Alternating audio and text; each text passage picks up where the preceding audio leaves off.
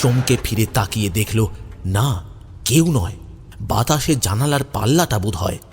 তারপর ভাবল কোন দিক থেকে শব্দটা এলো, তা তো ঠিক বোঝা গেল না। কেউ কি ধাক্কা দিল দরজায়? না, কেউ নয়। পাশের ঘরের পুরনো দরজার পাল্লাটা বাতাসে বোধহয় ধাক্কা খেল। চোখ বন্ধ করার চেষ্টা করেও পলক পড়ছে না। চোখের তারা দুটো যেন স্থির হয়ে গেছে।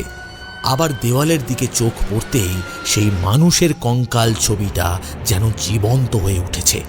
কঙ্কালটার গায়ে মাংস একটু একটু করে লাগছে, হাত, পা, মুখ, মাথা, শরীর। তারপর বিরাট দানবের চেহারা নিয়ে দেওয়াল থেকে বেরিয়ে সামনে এসে দাঁড়ালো, আর খিলখিল করে হাসতে হাসতে হাত বাড়িয়ে তার দিকে এগিয়ে এলো। আতঙ্কে রুদ্রনীলের শিরদাঁড়া দিয়ে যেন একটা শীতল স্রোত বয়ে